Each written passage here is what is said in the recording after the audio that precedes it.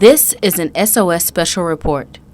Early, we were able to catch Professor McNabb, an assistant science professor here at Hampton University, on what AIM is and why it matters to you.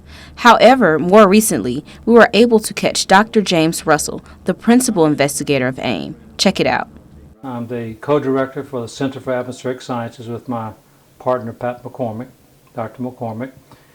I'm also an endowed professor, and I've been here 19 years.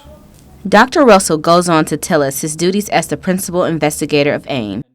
The PI organizes a team and helps them decide what to study first and in what order, decides what the goals of the mission are, and then implements it.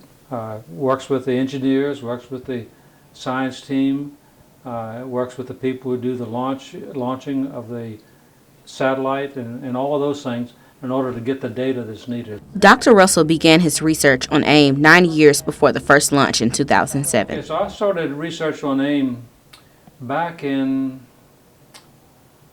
around 1998. From the first time you have an idea about a satellite experiment until the time you actually launch it, it's usually a very long time. I tried 3 times before it was finally accepted. Dr. Russell goes on to explain that although his proposal was denied 3 times, he remained optimistic. So you don't get discouraged, you learn, you put on your really thick skin, so when you read the proposal and they tell you all the things that are wrong, you say, okay, that's great, I'm going to learn from this and do better. And that's the way you win. Dr. Russell lives his life using the staying within the box method. He goes into detail about what it means to him and his students. Well, what staying in the box means is that NASA, when you propose for a NASA mission, they only give you a certain amount of money and a certain amount of time, and you have to get the job done in that time period. That's the box, the money and the time period. Now, why is AIM important? So what we're looking at with AIM is something called noctilucent clouds. That word noctilucent means night shining. So these are clouds that you see at night, but you don't see in the day with your normal eye. The reason we want to know about them is they're changing. They're getting brighter with time. They are occurring more often than they were in the past.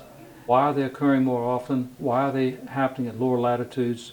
Is it because of global change? Is it something that we're doing here at the Earth's surface that's causing the atmosphere to change 50 miles above the Earth's surface?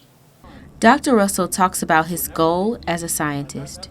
To develop understanding about our atmosphere, about what, if anything, humans are doing to the atmosphere.